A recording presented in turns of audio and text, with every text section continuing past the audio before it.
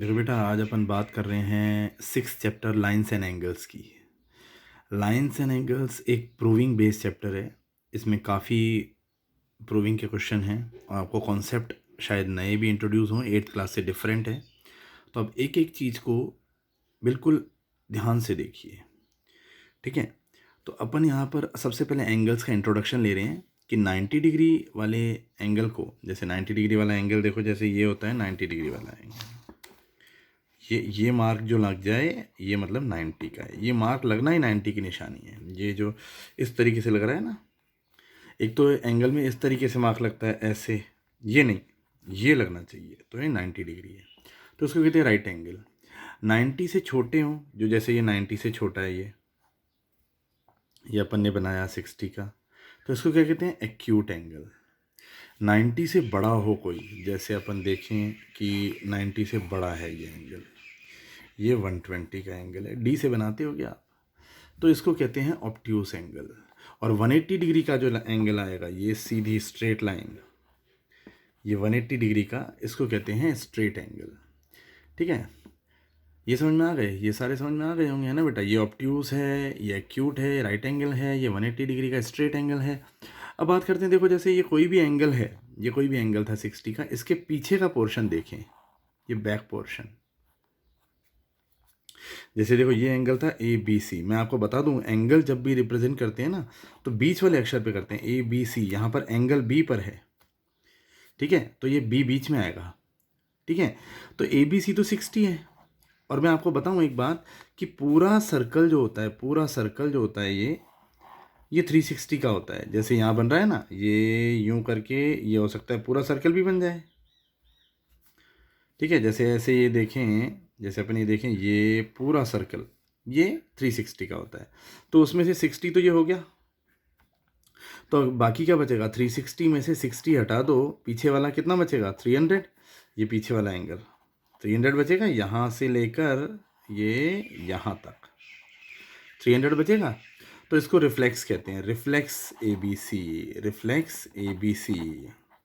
Angle कितना, 300। ये पीछे से मेजर होता है, पीछे से।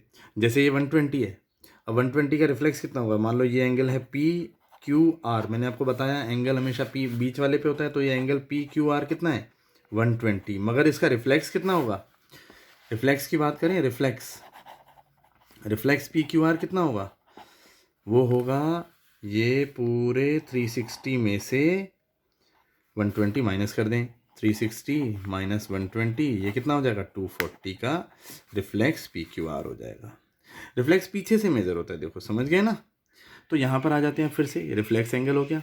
अब देखो दो एंगल जो होंगे, जैसे ये एंगल है, जैसे ये अपन देखते हैं ये एंगल है, और ये 60 का है, ठीक है। ये एंगल है ए बी सी, ठीक है। अब मैं क्या इसको बाइसेक्ट कर देता हूँ, बीच में से काट देता हूँ, 30-30 के दो बना देता हूँ। ये बाइसेक्टर है, ऐसे बाइसेक्ट होता है बेटा, इसको बाइसेक्ट कहते हैं। तो ये ए बी, यहाँ पे पी लगा देते हैं। एक तो एंगल ए बी पी हो गया यहाँ पे, और एक एंगल ए बी पी, और एक पी बी सी, दोनों ही 30-30 के, क्योंकि अपन ने बाइसेक्ट किया है उसको। मगर अब देखो इनमें ये बी पी जो साइड है, ये इन दोनों में आ रही है, इसमें भी आ रही है ए बी पी में भी, और इसमें भी आ रही है पी बी सी। जब एक साइड कॉमन हो, वन साइड कॉमन हो जाए, कॉमन, तो वो उनको क्या कहते हैं, एडजासेंट एंगल्स, एडजासेंट एंगल्स। ये आपको याद रखनी है टर्म्स। ये देखो ये है एडजासेंट एंगल्स, ये कॉमन साइड आ गए, इनको एडजासेंट एंगल्स कहेंगे। यहाँ पर जो अपना जो एंगल कॉमन होंगे वो होगा ए बी डी एंड, और ये बी डी सी जो हैं क्या हैं, एडजासेंट एंगल्स हैं, ठीक है ना। D B C, sorry D B C, बीच वाले पे एंगल आता है, बीच वाले पे है ए बी डी है और डी बी सी है। अब अपन आते हैं स्ट्रेट लीनियर पेयर पर। अब देखो बेटा ये थोड़ा कॉन्सेप्ट डिफरेंट है। देखो क्या होता है, मैं आपको बताऊं, जब भी एक रे पे एक रे गिरेगी ऐसे, जैसे एक लाइन पे, जैसे ए बी पर ये सी ओ गिर गई, ये गिर गई इस लाइन पे, ये ए बी लाइन थी, इस पर ये सी ओ फॉल कर रही है। चाहे ये यूं फॉल कर रही हो, ये ए बी यूं हो खड़ी, और इस पर सी ओ यूं फॉल कर रही हो, समझ रहे हो ना। तो जब भी एक रे पे एक रे आएगी, कैसे भी आ रही हो, तो जो दो एंगल बनेंगे, ये बनेगा एक AOC, एक बनेगा BOC। इन दोनों का टोटल हमेशा 180 होता है। एक रे पे जब भी whenever one ray falls over other, two angles formed is called, total is 180 and that is called linear pair। इसको कहते हैं लीनियर पेयर।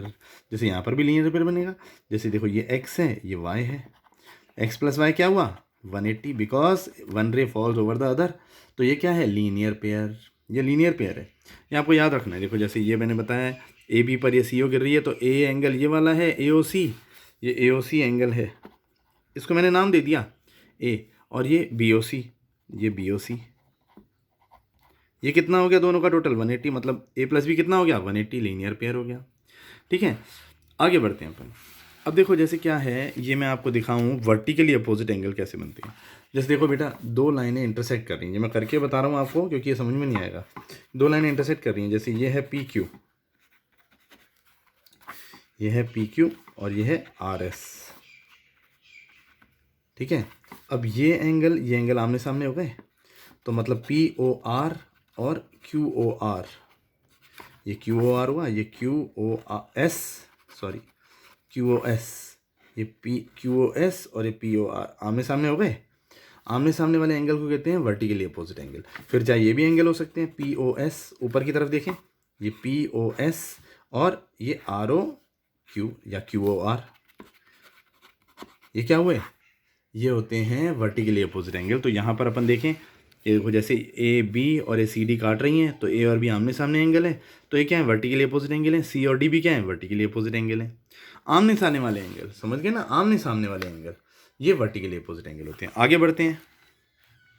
ठीक है, आगे एक क्वेश्चन आ जाता है अपन। अब क्वेश्चन से पहले अपन एक कॉन्सेप्ट और इंट्रोड्यूस करते हैं कि आपको जो देखना है वो ये देखना है कि ट्राइंगल कब भी बनता है ना, कभी भी ट्राइंगल बनेगा तो सम ऑफ ऑल थ्री एंगल्स 180 होता है। तीनों एंगल का टोटल ABC का टोटल 180 होता है। इसको कहते हैं एंगल सम प्रॉपर्टीज़ की प्रूविंग भी देखेंगे अपन।